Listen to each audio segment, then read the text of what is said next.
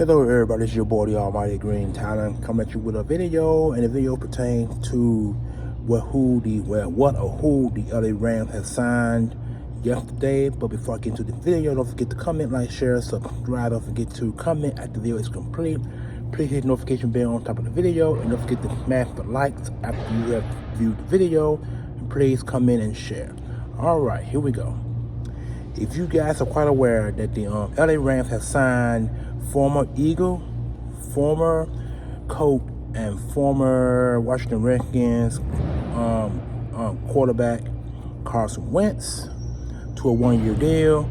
I think the Rams are suffering some injuries at the QB position, so I guess he was the only guy that was available out there.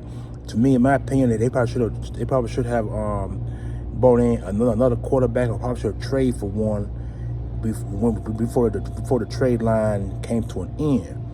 Carson Wentz is not the same quarterback he once was in the early years of his career. You got to think about Carson Wentz's best years were 2016 to 2019, I believe. 2020, the year that he took a dip for the worse, would lead to his what was it, 20? 21, 22? No, 2021. Well, yeah, no, 2016, 2020. That was his those were his 5 best years in the league as a Philadelphia Eagle. The Eagles traded him away in 2021 to the Colts for a draft pick, and they traded him. Then the Colts traded him in 2022 for the Washington Redskins for a draft pick. And after last season came to an end, the Washington Commanders released him, and he wound up being a free agent. He's been out on the street for a long period of time, and I guess he was the only quarterback that was available for signing. So the Rams signed him. I'm quite sure he's not there to start. He's probably there for backup roles, because Carson Wentz is not a leader. He's never had been a leader. This is a guy who I bought 3 or 4 jerseys of because I liked his style of play. A lot of people thought that a lot of people started comparing him to Brett Favre, because if you know, Brett Favre was a gunslinger and Carson Wentz was a gunslinger. The guy had a pretty good arm at throwing the football out of his hands to the opposing receiver.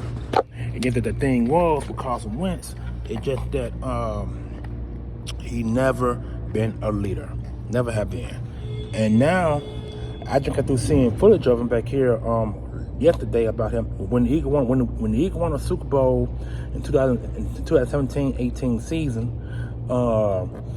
The footage was him. He was sitting by his locker with his head down, and he had his Super Bowl championship hat on, and players, teammates, and coaches came over, to talk to him and gave him a high five. He gave everybody a hug, all the above. But then, after everybody left him alone, he had an angry expression on his face. And so,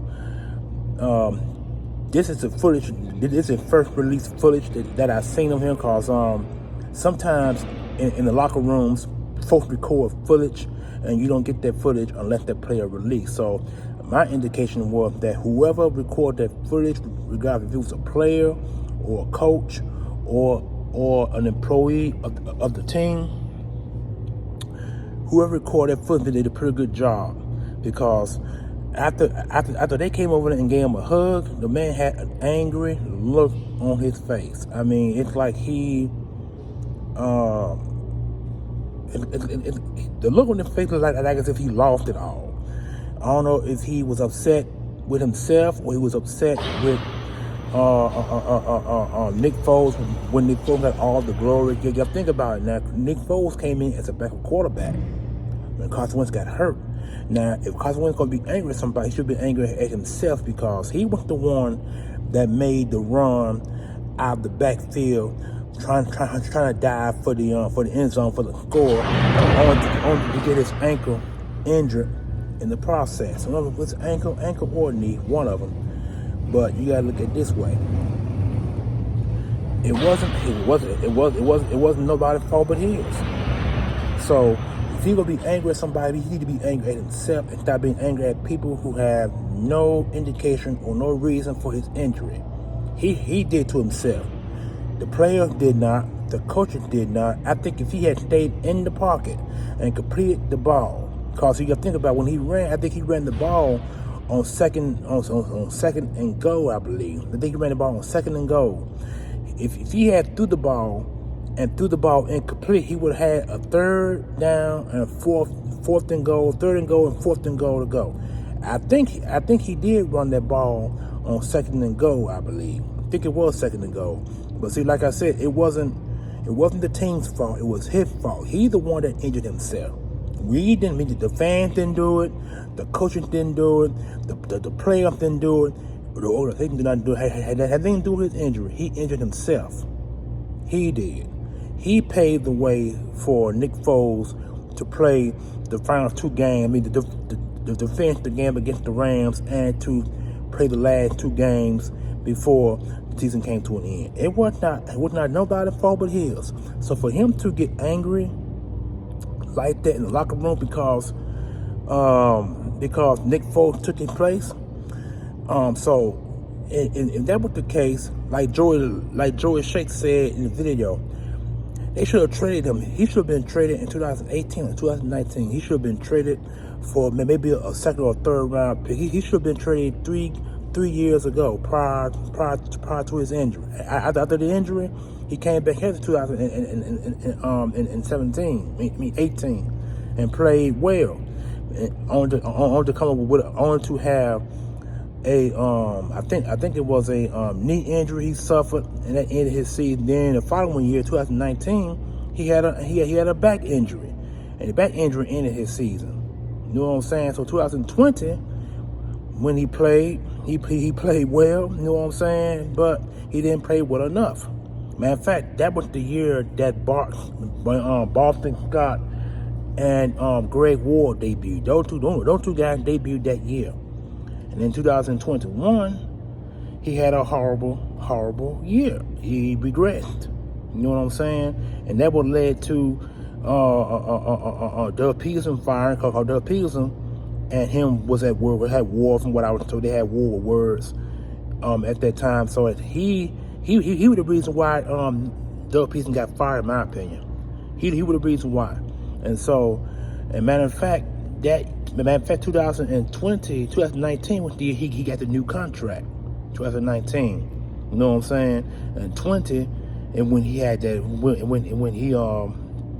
when he had that bad year, 2021 he was traded. You know what I'm saying? 21? No, 20. Yeah, 21 he was traded. 2021 he was traded. That's right, cause after 2020, that his horrible 2020 season, 2021 he was traded to the Colts, and then the Colts traded him 2022.